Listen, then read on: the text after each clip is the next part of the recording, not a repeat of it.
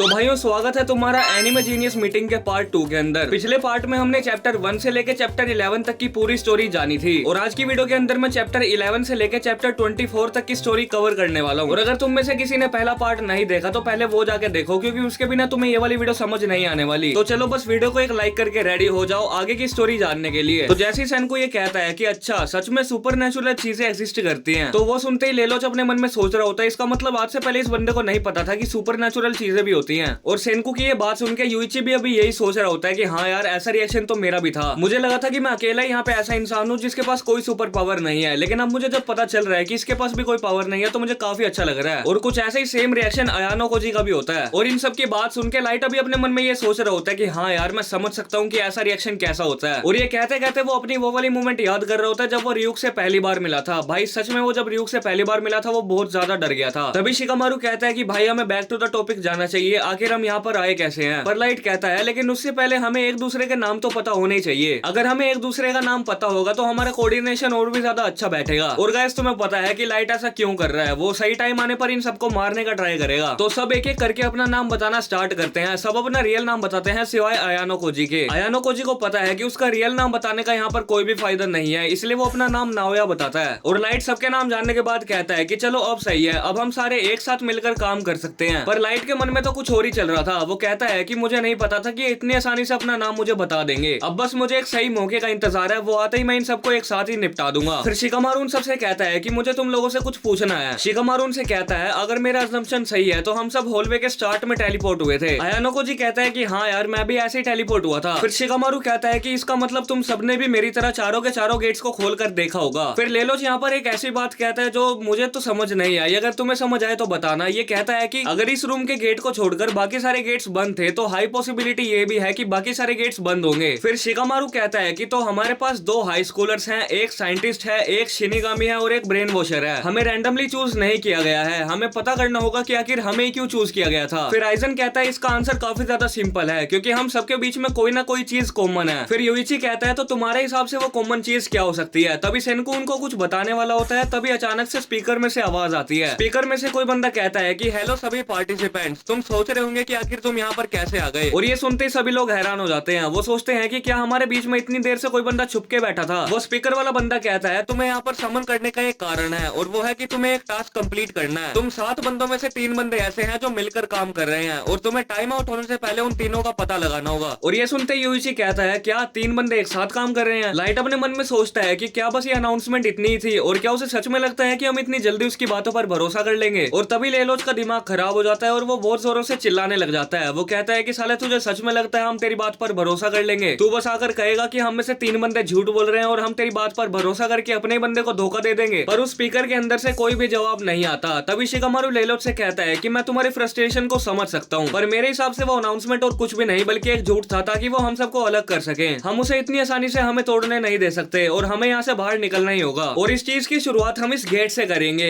एक सेकेंड, ये खुल क्यों नहीं रहा? शिकामारू रियलाइज करता है कि वो उस गेट को ओपन नहीं कर पा रहा। सेनको पूछता है कि क्या हुआ भाई, उस गेट को ओपन करना। शिकामारू कहता है कि नहीं नहीं, या तो ये गेट लॉक्ड है या फिर ये खुलेगा ही नहीं। लाइट अपने मन में सोचता है कि लेकिन आखिर ये हो कैसे सकता है, मैं तो बिल्कुल गेट के साइड में ही खड़ा था, अगर कोई बाहर से उस गेट को लॉक करता तो मुझे आवाज आ जाती। पर तभी वो देखता है कि रियूक उसके पास वापस आ चुका है। और वो रियूक को देख के सच में बहुत ज्यादा हैरान हो जाता है, क्योंकि उसने नहीं सोचा था कि रियूक इतनी जल्दी वापस आ जाएगा। लाइट रियूक से पूछता है कि आखिर तुम इतनी जल्दी वापस कैसे आ गए, जिसके जवाब में रियूक कहता है कि भाई मैं यहाँ से बाहर ही नहीं निकल पा रहा। फिर हम थोड़ी देर पहले का सीन देखते हैं जब रियूक लाइट को छोड़कर जा रहा था। रियूक उस कमरे से बाहर आता है और सोचता है कि यार वो बंदा कितना ज्यादा खतरनाक था। वो भले ही दिखता इंसान जैसा है लेकिन 100% वो इंसान नहीं है। अगर वो सच में एक शिनिगामी है तो आखिर नॉर्मल इंसान उसको देख कैसे पा रहे हैं? इसका जवाब पक्का मुझे बुड्ढे से पूछना पड़ेगा। और तभी वो उड़ने का ट्राई करता है, लेकिन वो जैसे उड़ता है तो वो दीवार में अपना मुंह दे मारता है। और भाई इसके बाद जो रियूक बोलता है उससे पता चल जाता है कि रियूक इस यूनिवर्स का सबसे ज्यादा स्मार्टेस्ट बंदा है। वो कहता है कि शायद मैंने काफी टाइम से एप्पल्स नहीं खाए, इसकी वजह से मैं यहाँ से बाहर नहीं निकल पा रहा। और फिर वो वापस से वहाँ से निकलने का ट्राई करता है, लेकिन वो वहाँ से नहीं निकल पाता। फिर हम प्रेजेंट टाइम में आते हैं जहाँ पर लाइट यही सोच रहा होता है कि रियूक जैसा एक शिनिगामी भी यहाँ से बाहर नहीं निकल पा रहा। और आखिर ये शिकामारू इतना ज्यादा सर्टेन कैसे है कि वो डोर सिर्फ लॉक्ड नहीं है बल्कि हम उसे खोल ही नहीं सकते? क्या इसके पास कोई ऐसी पावर है जिसकी वजह से सारी चीजें पता कर पा रहा है? पर गाइस अगर देखा जाए तो यहाँ पर लाइट अपना बेमतलब का दिमाग लगा रहा है, क्योंकि हम सबको पता है कि शिकामारू के पास ऐसी कोई भी पावर नहीं है। फिर शिकामारू कहता है कि भाई ये नहीं खुलने वाला। और आगे जो यूइची बोलता है उससे पता चल जाता है है कि यूइची के पास सबसे ज्यादा आईक्यू है। यूइची कहता है कि अगर ये नहीं खुल रहा तो साफ बात इसको लात मार के तोड़ देते हैं ना। और इस इतनी बढ़िया एडवाइस के लिए यूइची को 32 तोपों की सलामी। फिर अयानो कोची कहता है कि लेकिन अगर हम इस गेट की लेंथ को देखें तो हम एक बार में सिर्फ 3 ही बंदे इस पर लात मार सकते हैं, और एक नॉर्मल ह्यूमन अपनी एक किक के अंदर 250 पाउंड तक की फोर्स जनरेट करता है। तो अगर 3 बंदे एक साथ लात मारेंगे तो वो होगा 750 पाउंड, जो कि इनफ होना चाहिए इस गेट को तोड़ने के लिए। पर तभी आइजन कहता है कि शट अप बिच, मुझे ट्राई करने दो। और आइजन के ये कहता है बाकी सारे बंदे डर जाते हैं क्योंकि उन्हें लगता है कि आइजन वापस से अपना स्पिरिचुअल प्रेशर अनलीश करेगा। पर जैसे आइजन गेट को ओपन करने लग जाता है तो वो लोग कुछ नोटिस करते हैं। अब की बार उन्हें आइजन का प्रेशर फील नहीं हो रहा। शिकामारू नोटिस करता है कि अब की बार आइजन अपना सारा प्रेशर उस गेट के ऊपर लगा रहा है, लेकिन तब भी आइजन उस गेट को नहीं खोल पाता। आइजन का तो ओरा माइनस हो गया भाई। और आइजन का इतना ज्यादा ओरा माइनस होने के बाद भाई जरा आइजन का मुंह देखो, आइजन ने कैसा मुंह बना रखा है। और आइजन का ये फेस देख के ryuk कहता है कि ये तो काफी ज्यादा सीरियस लग रहा है। भाई मैं समझ सकता हूँ एक शिनिगामी होकर इससे गेट ओपन नहीं हुआ, ये कितना ज्यादा फ्रस्ट्रेट हो रहा होगा। अयानो को जी अपने मन में सोच रहा होता है कि भाई इस बंदे का प्रेशर कमजोर नहीं है, असल में वो गेट बहुत ज्यादा स्ट्रॉन्ग है। पिछली बार जब आइजन ने अपना स्पिरिचुअल प्रेशर अनलीश करा था तो आसपास की जो लकड़ी की चीजें थी वो बिखर गई थी, पर अब की बार तो देखो ये गेट टच से मस नहीं हुआ। और गाइस वापस से यूइची को 32 तोपों की सलामी देने का वक्त आ चुका है, क्योंकि वो कहता है कि भाई अगर गेट नहीं टूट रहा तो खिड़की तोड़ देते हैं ना। यूइची कहता है कि और वैसे भी मुझे इस ग्लास के आर पार कुछ दिख नहीं रहा। तभी सेनको कहता है कि भाई क्योंकि ये एक वन साइडेड ग्लास है, बाहर वाले बंदे हमें देख सकते हैं लेकिन हम बाहर वाले बंदों को नहीं देख सकते। ये ज्यादातर प्रिजन्स के अंदर यूज होता है। तभी लाइट कहता है कि वो बंदे हमें इस रूम से जरा सा भी बाहर नहीं निकलने दे रहे। लेलोच कहता है कि ये तब से स्टार्ट हुआ है जब से हमने उस स्पीकर वाले बंदे के खिलाफ बोलना स्टार्ट किया था। फिर यूइची कहता है कि भाई ये तो सिंपल सी बात है, वो चाहते हैं कि हम उनका दिया हुआ टास्क कंप्लीट करें। और ऐसा बोलते ही वो अयानो कोजी के ऊपर एक पंच थ्रो करने वाला होता है, पर यूइची का पंच अयानो कोजी को टच हो ही नहीं पाता और वो हवा में ही रुक जाता है। और तभी वापस से स्पीकर के अंदर से आवाज आती है कि यहाँ पर फिजिकल वायलेंस करना अलाउड नहीं है। अगर किसी ने यहाँ पर फिजिकल वायलेंस करने का ट्राई करा तो वो सीधा डिस्क्वालीफाई हो जाएगा। और हाँ, यहाँ पर जो यूइची ने अपना पंच रोका था वो खुद से रोका था, ना कि उस स्पीकर वाले बंदे ने जादू से रोक दिया था। और उस स्पीकर वाले बंदे की ये वाली बात सुन के सेनको अपने मन में अभी यही सोच रहा होता है कि आखिर इस डिस्क्वालीफाई का मतलब क्या है। मैं 100% श्योर हूँ कि इसका मतलब ये तो नहीं हो सकता कि हमें यहाँ से बाहर निकाल दिया जाएगा। फिर यूइची अयानो कोजी से सॉरी मांगते हुए कहता है कि मुझे माफ करना, मैंने तुम्हारे ऊपर पंच थ्रो करने का ट्राई करा। मैं बस अपनी थ्योरी को टेस्ट करना चाहता था कि आखिर क्या होगा जब हम एक दूसरे से लड़ना स्टार्ट कर देंगे। पर अयानो कोजी कहता है कि इट्स ओके, वैसे भी तुम्हारी ये चाल एंड में काम आई। और लाइट ये देख के हैरान है कि इस अयानो कोजी के मुंह पे एक मुक्का पड़ने वाला था, तब भी इसका रिएक्शन चेंज नहीं हुआ। और उससे बड़ी बात, हम सब जब से इस रूम में एंटर हुए हैं तब से इस बंदे का एक्सप्रेशन जरा सा भी चेंज नहीं हुआ। फिर सेनको कहता है कि जब हम इस हॉल में एंटर हुए थे तो इस रूम को छोड़ के बाकी सारे गेट्स बंद थे और अब ये भी बंद है। इसका मतलब हो क्या सकता है? क्या इसका मतलब ये हो सकता है कि और बाकी के रूम्स में भी कोई ना कोई इंसान ट्रैप है? फिर लाइट कहता है कि लेकिन इससे हमें क्या फर्क पड़ता है, जब तक हम उनका दिया हुआ टास्क कंप्लीट नहीं करेंगे तब तक हम यहाँ से बाहर नहीं निकल सकते। और वो भी अपने मन में ये सोच रहा होता है कि मैं इनको अभी ये नहीं बता सकता कि आखिर रियू किस कमरे से बाहर निकल पा रहा है। फिर सेनको कहता है कि हमारा मिशन सिर्फ इतना है कि हमें उन 3 बंदों को पकड़ना है जो कि साथ काम कर रहे हैं। लेकिन असल में साथ काम करने का मतलब क्या है? जैसा कि लेलोच ने हमें पहले बताया कि वो शिकामारू के साथ मिलकर हम सबके माइंड को कंट्रोल करके हमसे इन्फॉर्मेशन निकाल रहा था। तो क्या हम थोड़ी देर के लिए ये मान सकते हैं कि जो 3 बंदे साथ में काम कर रहे हैं उनमें से 2 बंदे लेलोच और शिकामारू है? फिर अयानो कोजी कहता है कि अगर हमें उन तीनों बंदों को पकड़ना है तो सबसे ज्यादा सस्पेक्ट उन पे जाएगा जो तीनों बंदे सबसे पहले इस रूम में एंटर हुए थे, क्योंकि बाकियों के रूम में एंटर होने से पहले उन तीनों के पास सबसे अच्छी अपॉर्चुनिटी थी दूसरों को मिलकर गिराने की। और जो पहले 3 बंदे इस रूम में एंटर हुए थे वो थे शिकामारू, लेलोच और लाइट यागामी। पर लेलोच अयानो कोजी की इस बात पर कहता है कि ये एकदम बकवास थ्योरी है। मान लो कि वो बंदा जिसने हमें ये टास्क दिया है उसके दिमाग में पहले से ये चल रहा था कि वो यही टास्क देगा, तो उसे थोड़ी पता था कि हम तीनों ही एक साथ टीम अप करेंगे। एंड गाइस देखा जाए तो यहाँ पर लेलोच की भी बात एकदम सही है, क्योंकि वो बंदा कोई अंतर्यामी तो है नहीं जिसे पहले से ही सब कुछ पता होगा। और लेलोच की इस बात पर लाइट भी एग्री करता है, और भाई वो करेगा भी क्यों नहीं, वो भी तो इन तीनों के बीच में पिस रहा है ना। लाइट कहता है कि अब तक जो भी इस रूम में हो रहा है वो उस बंदे के प्लान के हिसाब से ही हो रहा है। यहाँ तक कि हम सबके रूम में एंटर होने का जो इंटरवल था वो भी काइंडा सेम ही था। और मैं कॉन्फिडेंटली ये चीज कह सकता हूँ कि मैंने शिकामारू और लेलोच के साथ टीम अप नहीं कर रखा। जिसके जवाब में यूइची कहता है कि हाँ बेटा बोल ले जितना बोलना है, वैसे भी हम ये थोड़ी पता कर सकते हैं कि तुम तीनों के बीच हुआ क्या था। लेलोच यूइची से कहता है तो तुझे क्या लग रहा है हम सब झूठ बोल रहे हैं? तभी सेनको उन दोनों को रोक के कहता है कि भाई देखो अब ये लड़ने का टाइम नहीं है। पर यूइची कहता है कि भाई देखो जो भी हो तुम मेरा मन तो नहीं बदल सकते, मेरा शक तो इन तीनों पे ही रहेगा। शिकामारू कहता है कि अगर देखा जाए तो हम कंप्लीट अलग बैकग्राउंड से आते हैं। जिस मोमेंट में हम सब ने इस रूम में पैर रखा उसके बाद ही हम सब ने एक दूसरे को जानना स्टार्ट किया था। तो मेरी थ्योरी ये है कि जब से हम सब ने इस रूम में एंटर किया है हम में से 3 बंदे झूठ बोल रहे थे। लेलोच कहता है कि हाँ ये थोड़ी अच्छी थ्योरी है। यूइची कहता है कि अगर ऐसा है तो वो तीनों बंदे अपनी पार्टनरशिप को पूरे ग्रुप से छुपाने के लिए एक्टिंग कर रहे होंगे। पूरे रूम के अंदर जो भी चीज चल रही है वो बस उसकी हाँ में हाँ मिला रहे होंगे। अयानो कोजी कहता है कि यहाँ पर ऐसे बंदे भी होंगे जो अपनी एबिलिटीज को अब भी हमसे छुपा रहे हैं। फिर यूइची कहता है कि इसका मतलब सिर्फ यही हुआ कि हम में से 3 बंदे शुरुआत से एक दूसरे दूसरे के साथ मिले हुए थे। फिर अयानो को जी आइजन को देख के सोच रहा होता है कि ये बंदा आइजन, जब से हमारी बातें स्टार्ट हुई है तब से इसने एक वर्ड भी नहीं बोला। इसे क्या लगता है अगर ये लास्ट में आया था तो इसके ऊपर कोई शक नहीं करेगा। पर तभी आइजन बोल पड़ता है। वो कहता है कि जो चीज मेरा दिमाग खराब कर रही है वो टाइमर। हमें नहीं पता कि आखिर हमारे पास कितना टाइम बचा है। पर तभी सेनकू कहता है कि तुम उसकी टेंशन मत लो, मैंने पता कर लिया है कि आखिर हमारे पास कितना टाइम बचा है। तो लाइट कहता है कि तो भाई बताना हमारा टाइम क्यों वेस्ट कर रहा है। तो फिर सेनकू कहता है कि चलो सुनो, मुझे नहीं पता कि तुमने ये चीज नोटिस की या नहीं की, लेकिन जरा उस घड़ी की तरफ देखो, उसकी जो सुई है वो आगे जाने की जगह पीछे जा रही है। और जब मैं इस घड़ी को ऑब्जर्व कर रहा था तो मैंने दो चीजें नोटिस की थी। पहला तो ये कि ये कितनी ज्यादा स्लो पीछे जा रही थी, और दूसरा ये कि ये टाइम के साथ साथ और भी ज्यादा स्लो होती जा रही है। जब मैंने इस घड़ी पर नजर रखी तो उसकी एग्जैक्ट 480 सेकंड्स बाद इसकी स्पीड और ज्यादा कम हो गई। मैं इसे सोल्व करने के लिए एक फॉर्मूला तो बना सकता हूँ, लेकिन उसके लिए शिकामारू मुझे तुम्हारी मदद चाहिए होगी। शिकामारू कहता है कि तुम मुझसे कुछ भी पूछ सकते हो, मैं सबका जवाब दे दूंगा। सेनकू शिकामारू से पूछता है तो क्योंकि तुम इस रूम में सबसे पहले एंटर हुए थे तो आखिर तुम्हें इस रूम में कितनी देर हो चुकी है। मुझे कोई एग्जैक्ट नंबर नहीं चाहिए, बस तुम एस्टिमेट बता सकते हो। जिसके जवाब में शिकामारू कहता है कि मुझे इस रूम में एंटर हुए 50 मिनट हो चुकी है। फिर सेनकू शिकामारू से कहता है कि चलो अगला सवाल, जब तुमने इस रूम में एंटर किया था तो तुमने 100% उस घड़ी पर नजर मारी होगी। उस टाइम पे उस घड़ी में कितने बज रहे थे। शिकामारू कहता है कि उस टाइम पे 4:14 और 58 सेकंड हो रहे थे। नहीं, 4:13 और 28 सेकंड। सेनकू उससे पूछता है क्या तुम्हें पक्का यकीन है कि उस टाइम पे इतने वक्त हो रहा था। शिकामारू कहता है कि हाँ मुझे पक्का यकीन है, क्योंकि जब मैंने देखा कि उसकी सुई पीछे की तरफ जा रही थी तो मैंने उसे बिल्कुल ध्यान से एनालाइज किया था। और सेनको भी अपने मन में ये सोच रहा होता है कि जब मैं इन सबसे सवाल पूछ रहा था तो इनमें से किसी ने भी कोई भी जवाब नहीं दिया। आखिर इनमें से कितने बंदों ने इस क्लॉक को पहले से ही नोटिस कर रखा था। और बस गाइस, आज की ये वीडियो यहीं पर खत्म होती है। माना कि ये मांगा खत्म नहीं हुई है, लेकिन आज की वीडियो में मैंने काफी सारे चैप्टर्स कवर कर दिए हैं और अब बस इसके आगे के 5 चैप्टर्स बचे हैं, जो कि मैं कल या परसों वाली वीडियो में भी कवर कर दूंगा। और अब तक ये मांगा पूरी खत्म नहीं हुई है, मतलब ऑफिशियली भी अब तक ये मांगा खत्म नहीं हुई, क्योंकि ये एक फैनमेड मांगा है तो इसके चैप्टर्स बहुत ज्यादा लेट आते हैं, क्योंकि भाई एक ही बंदा पूरी मांगा के ऊपर काम करता है। जैसे ही इसके नए चैप्टर्स आएंगे मैं उन्हें भी उसी टाइम कवर कर दूंगा। और बाकी के लिए तुम मेरी दूसरी वीडियोस को देख सकते हो। तब तक के लिए पीस आउट।